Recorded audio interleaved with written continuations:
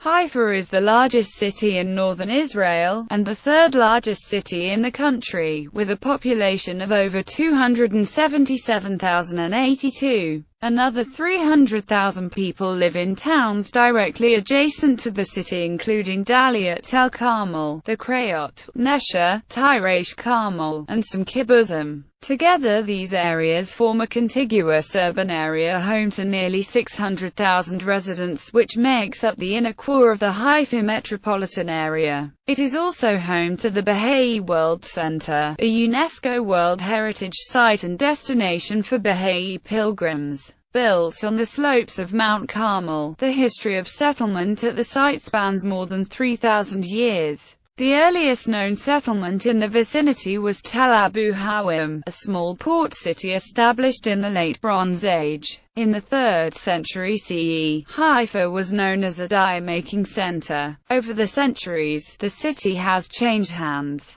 It has been conquered and ruled by the Phoenicians, Persians, Hasmoneans, Romans, Byzantines, Arabs, Crusaders, Ottomans, British, and the Israelis. Since the establishment of the State of Israel in 1948, the city has been governed by the Haifa municipality. Today, the city is a major seaport located on Israel's Mediterranean coastline in the Bay of Haifa, covering 63.7 square kilometers. It is located about 90 kilometers north of Tel Aviv and is the major regional center of northern Israel. Two respected academic institutions, the University of Haifa and the Technion, are located in Haifa in addition to the largest K-12 school in Israel, the Hebrew Real School. The city plays an important role in Israel's economy. It is home to Matam, one of the oldest and largest high-tech parks in the country. Haifa Bay is a center of heavy industry, petroleum refining and chemical processing.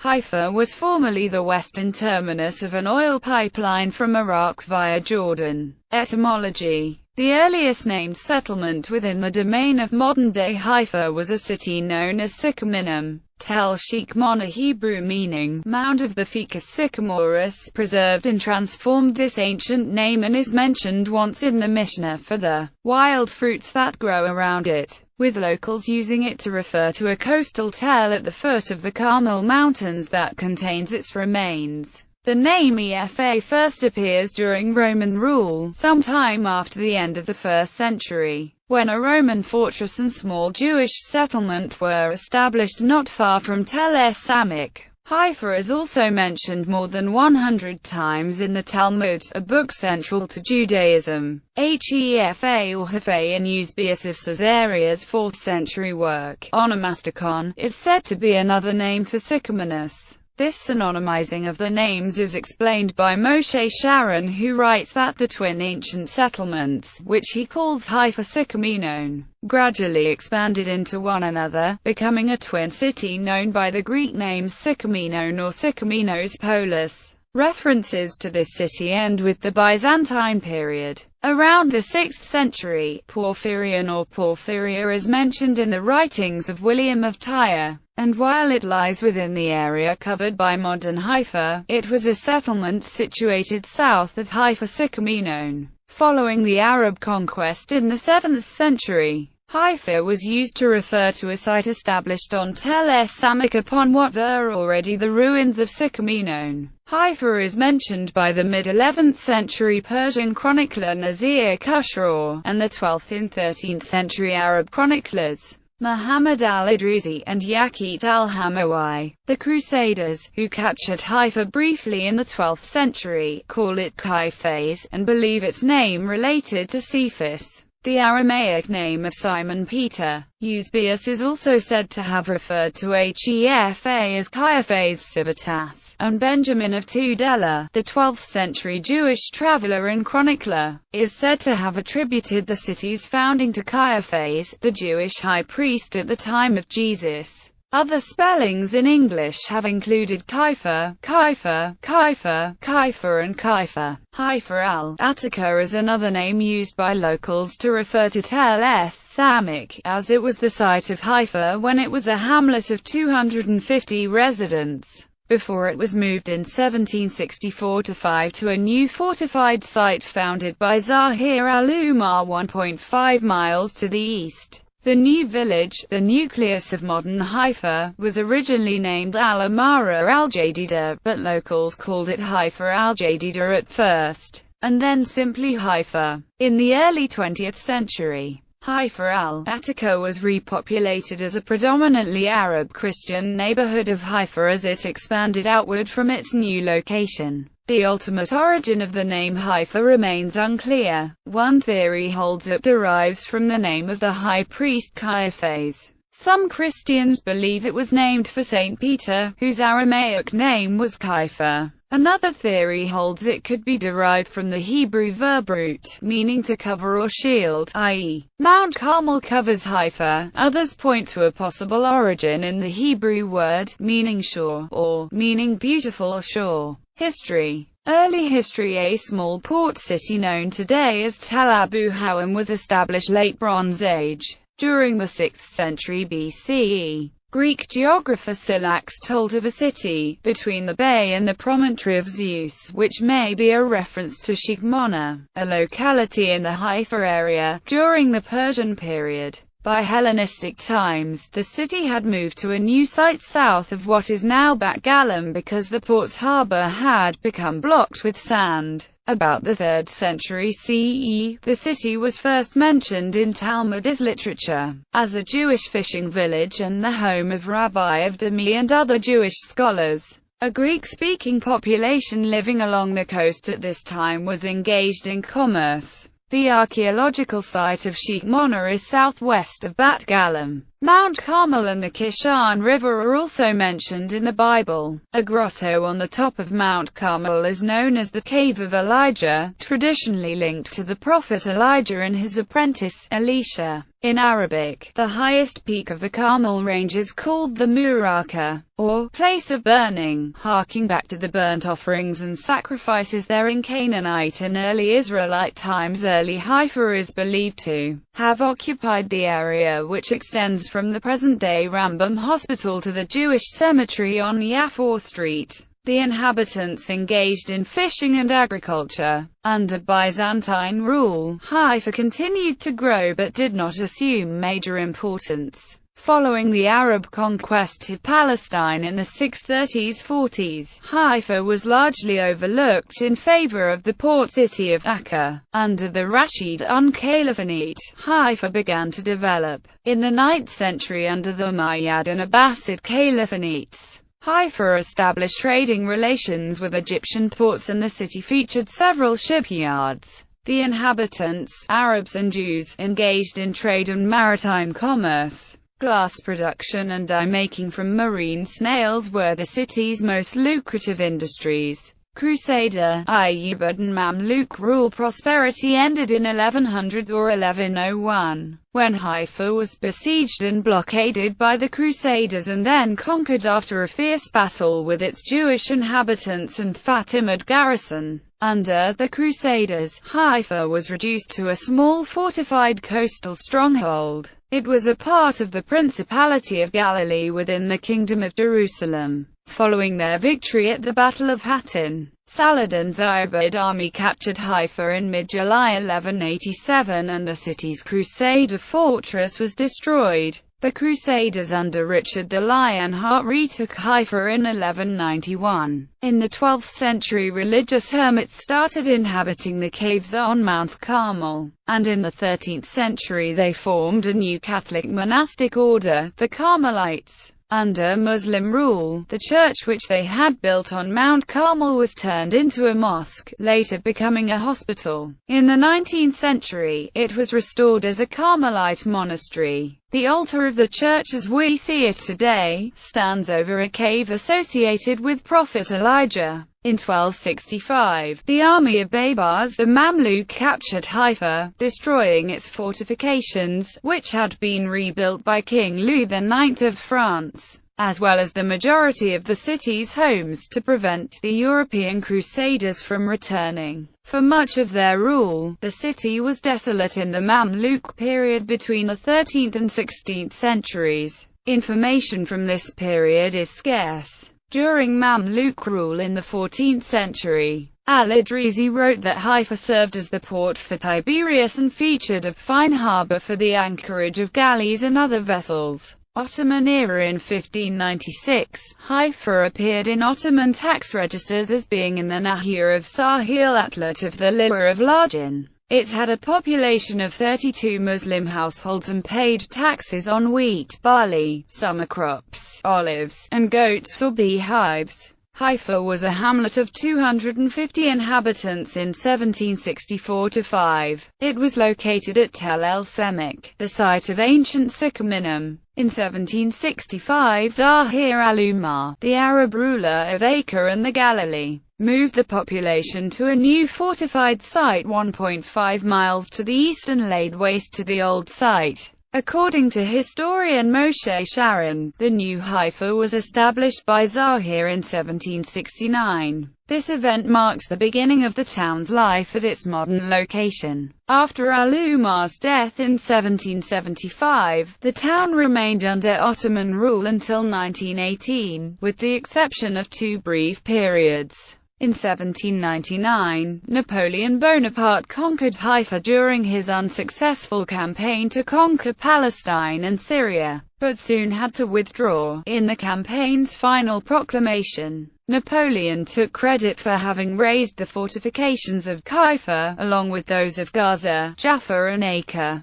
Between 1831 and 1840, the Egyptian viceroy Muhammad Ali governed Haifa, after his son Ibrahim Pasha had wrested its control from the Ottomans. When the Egyptian occupation ended and Acre declined, the importance of Haifa rose. The arrival of the German Templars in 1868, who settled in what is now known as the German colony of Haifa, was a turning point in Haifa's development. The Templars built and operated a steam-based power station, opened factories and inaugurated carriage services to Acre, Nazareth and Tiberias, playing a key role in modernizing the city. The first European Jews arrived at the end of the 19th century from Romania. The Central Jewish Colonization Society in Romania purchased over 1,000 acres near Haifa. As the Jewish settlers had been city dwellers, they hired the former Falahan tenants to instruct them in agriculture. In 1909, Haifa became important to the Baha'i faith when the remains of the Bab, founder of the Babi faith and forerunner of Baha'u'llah in the Baha'i faith, were moved from Acre to Haifa and interred in the shrine built on Mount Carmel.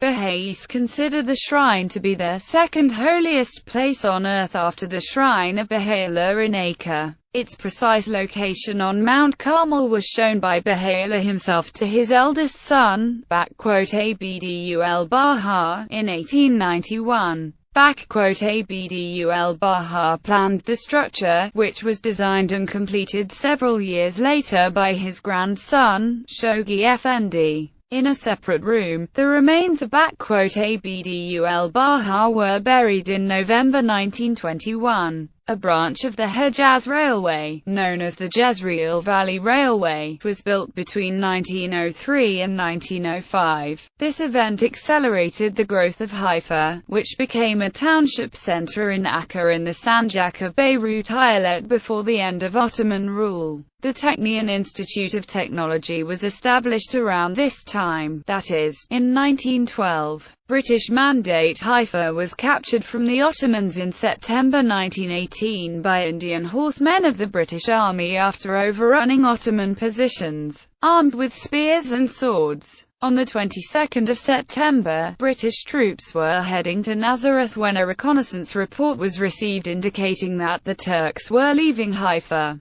The British made preparations to enter the city and came under fire in the Balad al-Sheikh district.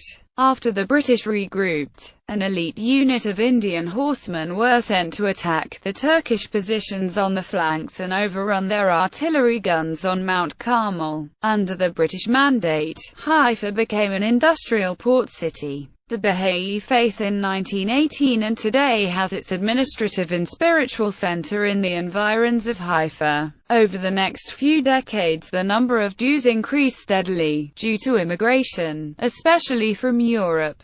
The Arab immigration, on the other hand, swelled by influx of Arabs, coming mainly from surrounding villages as well as Syrian Hauran. The Arab immigration mainly came as a result of prices and salary drop. Between the censuses of 1922 and 1931, the Muslim, Jewish, and Christian populations rose by 217%, 256%, and 156%, respectively. Haifa's development owed much to British plans to make it a central port and hub for Middle East crude oil. The British government of Palestine developed the port and built refineries, thereby facilitating the rapid development of the city as a center for the country's heavy industries. Haifa was also among the first towns to be fully electrified. The Palestine Electric Company inaugurated the Haifa Electrical Power Station already in 1925, opening the door to considerable industrialization. The state-run Palestine Railways also built its main workshops in Haifa. By 1945, the population had shifted to 33% Muslim, 20% Christian and 47% Jewish. In 1947, about 70,910 Arabs and 74,230 Jews were living there. The Christian community were mostly Greek Melkite Catholics. The 1947 UN partition plan in late November 1947 designated Haifa as part of the proposed Jewish state.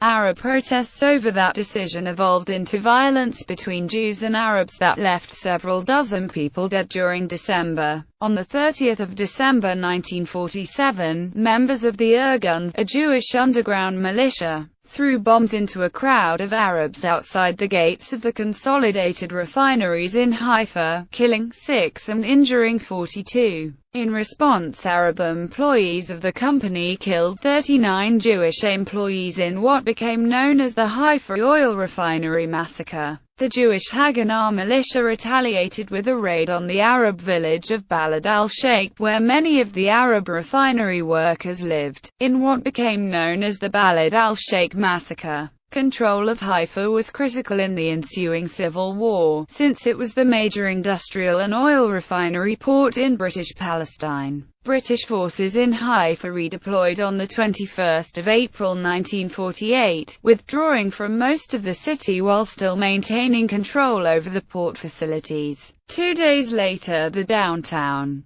controlled by a combination of local and foreign Arab irregulars, was assaulted by Jewish forces in Operation Bir Hametz, by the Carmeli Brigade of the Haganah, commanded by Moshe Carmel. The operation led to a massive displacement of Haifa's Arab population. According to The Economist at the time, only 5,000–6,000 of the city's 62,000 Arabs remained there by 2 October 1948. Contemporaneous sources emphasize the Jewish leadership's attempt to stop the Arab exodus from the city and the Arab leadership as a motivating factor in the refugees' flight. According to the British District Superintendent of Police, every effort is being made by the Jews to persuade the Arab populace to stay and carry on with their normal lives, to get their shops and business open and to be assured that their lives and interests will be safe. Time magazine wrote on 3 May 1948, the mass evacuation, prompted partly by fear, partly by orders of Arab leaders, left the Arab quarter of Haifa a ghost city. By withdrawing Arab workers, their leaders hoped to paralyze Haifa. Benny Morris said Haifa's Arabs left due to a combination of Zionist threats and encouragement to do so by Arab leaders. Shabtai Levi, the mayor of the city, and some other Jewish leaders urged Arabs not to leave. According to Ilan Pape, Jewish loudspeakers could be heard in the city ordering Arab residents to leave before it's too late. Morris quotes British sources as stating that, during the battles between 22 and 23 April 100 Arabs were killed and 100 wounded. But he adds that the total may have been higher. State of Israel. After the declaration of the establishment of the State of Israel on 14 May 1948, Haifa became the gateway for Jewish immigration into Israel. During the 1948 Arab-Israeli War, the neighborhoods of Haifa were sometimes contested. After the war, Jewish immigrants were settled in new neighborhoods, among them Kiryat Hayim, Remote Remez, Ramat Shul, Kiryat Sprinzak, and Kiryat Eliezer. Bnei Zion Hospital and the Central Synagogue in Hadar HaKarmel date from this period. In 1953, a master plan was created for transportation and the future architectural layout. In 1959, a group of Sephardi and Mizrahi Jews, mostly Moroccan Jews, rioted in Wadi Salab, claiming the state was discriminating against them. Their demand for bread and work was directed at the state institutions and what they viewed as an Ashkenazi elite in the Labour Party and the Histadrut. Tel Aviv gained in status, while Haifa suffered a decline in the role as regional capital. The opening of Ashdod as a port exacerbated this. Tourism shrank when the Israeli Ministry of Tourism placed emphasis on developing Tiberias as a tourist center. Nevertheless, Haifa's population had reached 200,000 by the early 1970s, and mass immigration from the former Soviet Union boosted the population by a further 35,000. Many of Wadi Salab's historic Ottoman buildings have now been demolished, and in the 1990s a major section of the old city was razed to make way for a new municipal center. From 1999 to 2003, several Palestinian suicide attacks took place in Haifa, killing 68 civilians. In 2006, Haifa was hit by 93 Hezbollah rockets during the Second Lebanon War, killing 11 civilians and leading to half of the city's population fleeing at the end of the first week of the war. Among the places hit by rockets were a train depot and the oil refinery complex.